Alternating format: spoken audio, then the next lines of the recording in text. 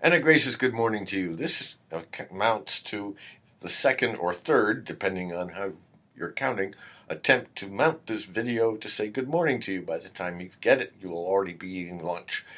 In any event, had this come to you first thing, I would have said that we're going to talk about Renaissance humanism today and the reforming efforts within Catholicism.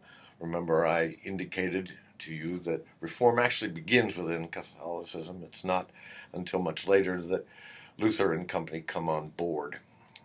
Reform first appears in the period between 1204 and 1453. The two dates correspond to the first and second sacking of Constantinople. The first was the outcome of the Fourth Crusade gone awry. They were supposed to be headed to Jerusalem, and in fact wound up in Constantinople because they were tired and they didn't really want to go to Jerusalem anyway, and so they just took down Constantinople, which did not sit well with the Eastern Church.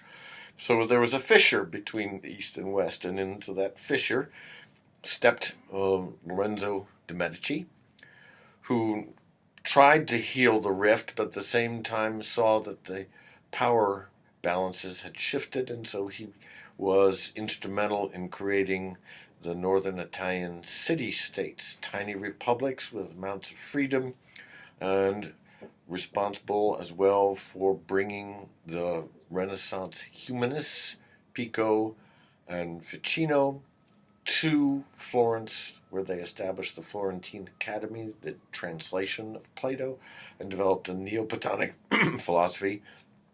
In addition to letters, de' Medici was deeply, deeply interested in the arts, and he brought Cimabue and Giotto to Florence, and that became the center of a whole new approach that valued the body and portrayed the body in a way that was recognizably human, as opposed to the Byzantine representations, which were very static representations. Even Cimabue, who was a modern Byzantine figure, is not quite the same as Giotto, who bursts forth with a whole new representation, the first lifelike representation of Christ crucified. To summarize, let us think of St. Francis of Assisi, who died in 1226, was canonized in 1228, and the next day they laid the cornerstone to build a cathedral, a two-tiered basilica to celebrate and commemorate his life of poverty. That is probably a little bit of a stretch to put those two things together in the same thought, but it's what happened, and they used as a justification, well, Francis had built this little chapel, restored this little chapel, Ponte Cavuto, in Assisi, that is now surrounded by an enormous basilica, the Assumption of St. Clare, in the lower plains of Assisi. But in the upper part of Assisi, there are two sanctuaries, lower and upper, and in each of them there are frescoes on the walls.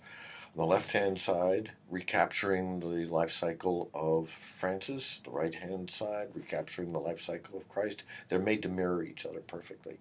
And they come together at the apex with Christ and Francis, each carrying a cross. Francis was the second Christ in this pedagogy. Francis is the representation of the perfect expression of Christianity, which was inwardly reflective, peaceable, and a valuing of the soul and of the earth. Remember, Francis is in close communion with the birds and the wild animals and lives in a life of incredible poverty. So this was a new direction for the church, and it is called the Devotio Moderna, and is the beginning of the inner contemplative life, whose values are very much aligned with Pico, the dignity of the human being, the freedom of the human being, the valuing of the body, the capacity of the human to make choices to move closer toward God. Have a great discussion. Did I lose it?